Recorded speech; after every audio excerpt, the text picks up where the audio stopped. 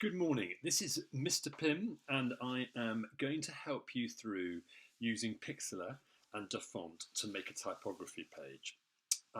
We really want you to try and use Pixlr as much as you can over the next few weeks. So we will help things. So come to pixlr.com, and when you do, we're going to get you to use the advanced version because it looks most like our computers at school. It's not doing it. Here we are. And this is what you see when you come in.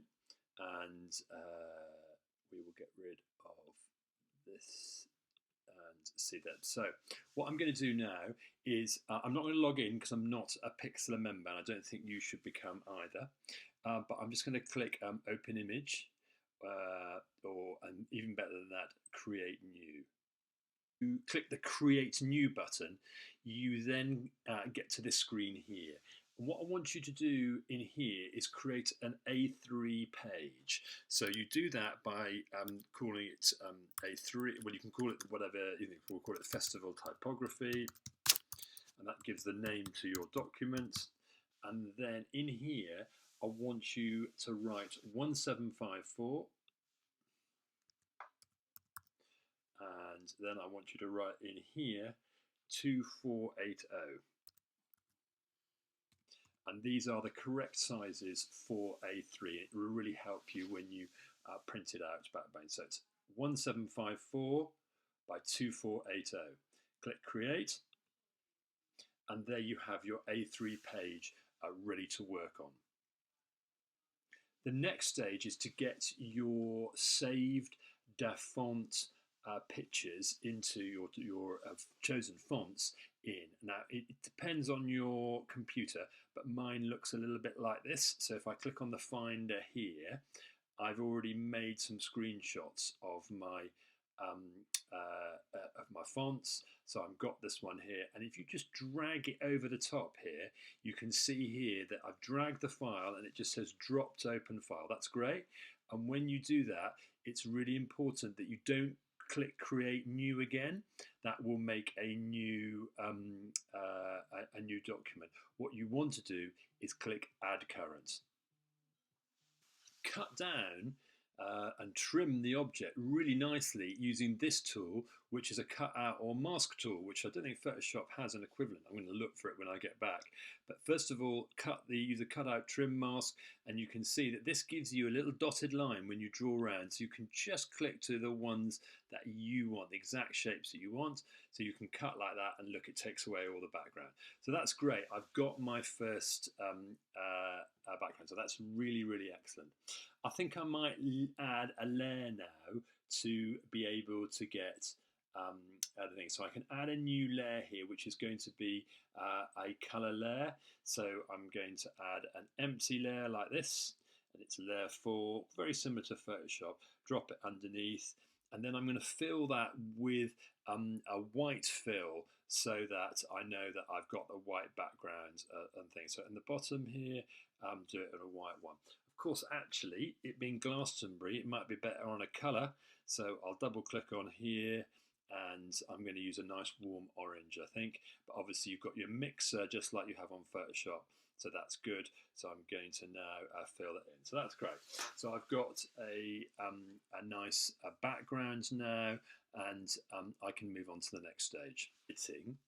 So what we're going to do is change our viewpoint. And to do this, if you click on View, you will get this, or even better is to click on the Zoom button here. If you click on there, you can either go minus or plus. So I want to go plus, so that means I can click on here and do it. I'm actually using my thing, or I can use minus here to come out to get exactly in the right place. Okay, so now I want to do look at this. So I don't really want that black bit there. So obviously the rubber is the thing to use here. So I click the rubber, and again, it's very, very similar to the rubber in Photoshop. We don't want a hard edge. We want a zero softness edge, and we want that size will probably be okay. Let's have a little look. Yeah, that'll do there. So I can then do it. Now, obviously, classic mistake. And then I'm using my Control Z as I would normally on Photoshop, but this time I need to be in the right layer, don't I? So here we go, and I'm starting to rub out there, and that's absolutely fine. And I can get rid of that writing. So I'll just do that. And but while I'm working on it, of course, you know as well as I do that there's a quicker way of getting rid of all of that white background. And I'll do that by using the Magic Wand tool. Drop it into the background here, and you can see, just double check, yes, it's got rid of all of that white. So I'm going to there and then press delete as you'd expect. And of course I've left out the middle bits. I might leave them in a bit, they might become part of the design actually. So I'm going to leave them in, but if you didn't want to, then you just need to make your thing. And of course you've got the select options up here to help you too. So I'm going to select in there and then delete. And you can work around just getting all the middles out where you want to. So that looks pretty good, and I'm now ready to make some other micro adjustments. I'm thinking that this might look better in a stronger colour. So again, I'm going to choose each letter and then maybe give it the full rainbow effect. Rainbows are all in our minds at the moment, so that would be a good idea. So change the colour and fill and in there, and then maybe a brighter one for the next one. Make the selection with the magic wand, and nice colour change. I think I want it a bit more intense than that, so I'm going to go along to here, click OK, and the bucket tool there. So I'm absolutely certain that you'll be able to change your fonts as you bring them down from the font to make them more interesting. Finally, I'm going to show you how to put a title for your page using the fonts that are in your computer rather than your downloads, your screenshots. So I'm going to use the text tool here, and then just like in I think I'm going to add text, and this creates a bubble at the beginning, and here you can just type in your thing, so you can move it,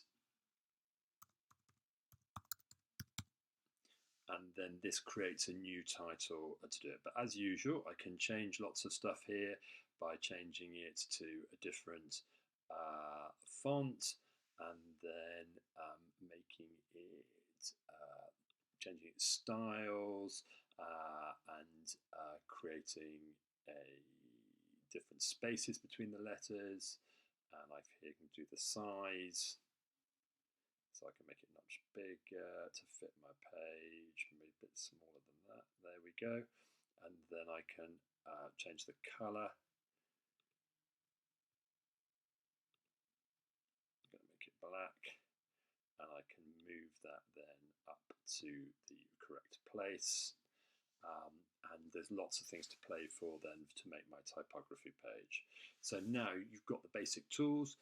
Go ahead and lay out a typography page with a title, different sizes of downloaded fonts, and more font information in different sizes below. I hope that's a good explanation to get you going.